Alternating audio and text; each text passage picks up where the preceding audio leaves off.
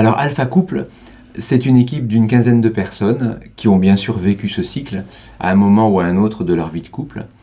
Et en fait, on a trouvé cela tellement riche qu'on a eu envie d'en faire profiter les autres.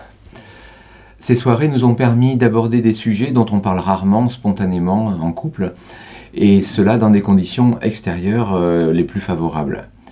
Ce que nous avons reçu, nous le transmettons à notre tour.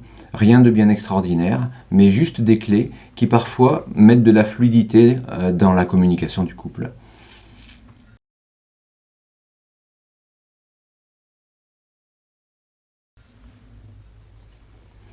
On leur propose un dîner en tête-à-tête, aux chandelles, autour d'un bon repas, sur une table fleurie.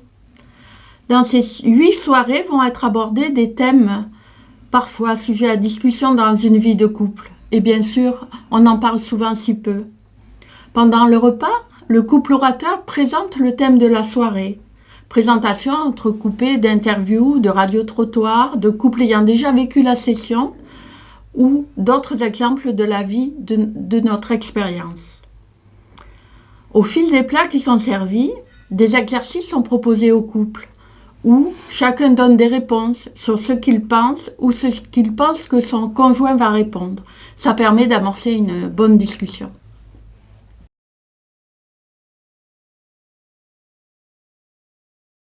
Alors concrètement, les thèmes sont les suivants pour survoler un peu en essayant de faire court. La première soirée insiste sur le fait de prendre du temps l'un pour l'autre. C'est évident au début, mais au fil des ans, l'habitude, la fatigue, le boulot, les enfants, ça envahit pas mal le quotidien.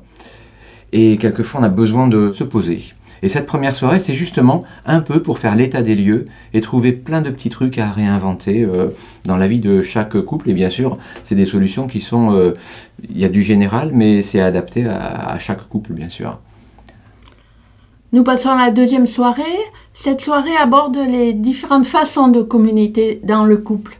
Pas dans le couple, mais dans son couple.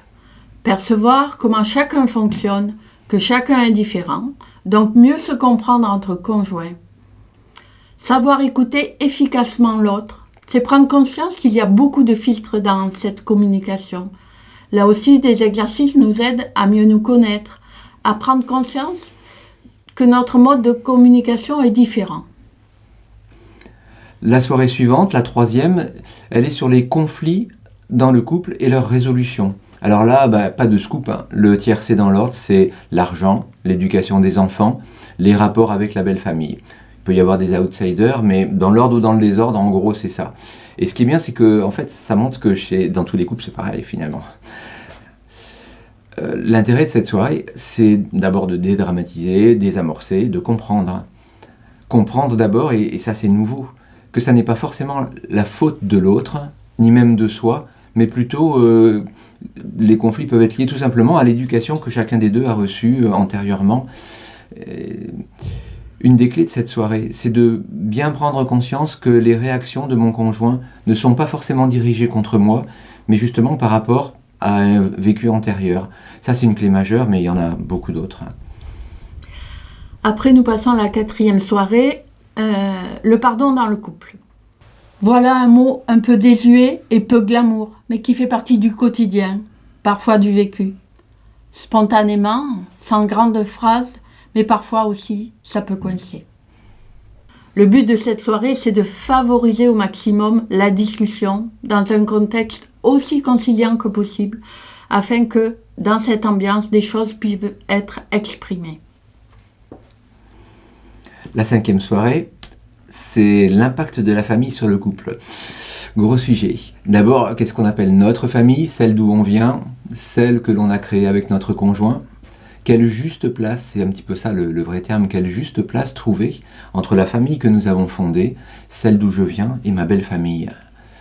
Quelle est la bonne fréquence de téléphone, par exemple, pour qu'un parent ne se sente pas abandonné, 1 fois par mois, 1 fois par semaine, tous les jours.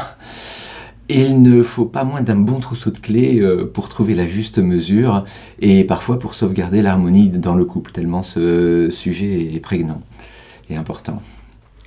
Alors la 6e soirée s'intitule « Pour une sexualité de couple épanoui ».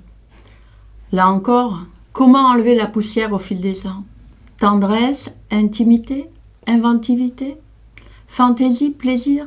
C'est pas mal de parler aussi de tout cela. La magie des petites bougies, de la musique de fond, durant les échanges, tout cela donne l'occasion à chacun de pouvoir aborder des termes aussi essentiels au quotidien d'un couple. Ce qu'on peut dire en résumé, c'est que bien qu'il n'y ait pas de travaux pratiques, bien sûr, durant cette soirée, les bénéfices en dépassent largement le cadre.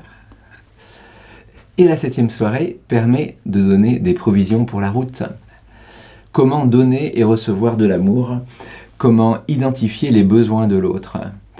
Alors, comme les autres soirées, le plus important, c'est pas ce qui est dit par le couple animateur, mais bien plutôt ce que chaque couple partagera durant les temps de discussion et d'exercice. Ce que chacun perçoit de ses besoins propres, de ce qu'il perçoit des besoins de son conjoint. Tout ça n'est que le nouveau point de départ d'une façon de fonctionner et d'une nouvelle connaissance de l'autre, d'un approfondissement de la connaissance de l'autre.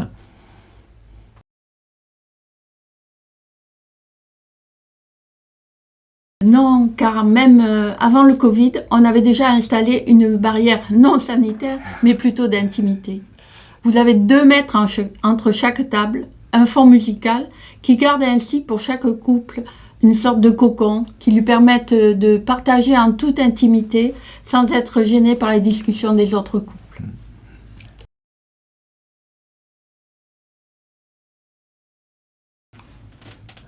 Alors elle se passe sur Nîmes. L'horaire est adapté au mieux pour des parents qui travaillent. L'accueil débute par l'apéritif, on est en France, à 19h45 exactement. À 20h, c'est le début du repas. Et à 22h précise, fin des cafés, tisanes, mignardises. Il serait possible pour les gens de rester discuter, bien sûr, mais en fait, ils ont vécu un moment de couple et l'expérience montre qu'ils ont envie de se retrouver et partent assez rapidement. De plus, cet horaire réglé est prévu spécialement pour gérer plus facilement les babysitters éventuels. En fait, non, ça peut, mais en fait, ça s'adresse à tous les couples. Et c'est ce qui nous a surpris depuis 7 ans que nous les animons, des couples mariés ou non, qui vivent ensemble, jeunes couples ou nettement plus âgés, couples mixtes, de toute religion ou athées. Toutes les spécificités alimentaires sont bien sûr respectées. Tout ceci reflète bien sûr la diversité des couples dans la société, des couples qui le plus souvent vont bien, mais veulent s'accorder encore mieux. N'hésitez pas à contacter un membre de notre équipe. Il est nécessaire de vous inscrire auparavant. La participation demandée pour la totalité de la session pour un couple est de 150 €. Nous vous laissons un numéro de téléphone pour toute information. C'est le 06 67 58 24 91.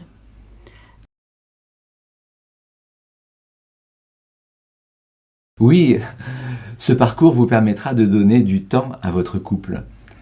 Faites-lui ce cadeau.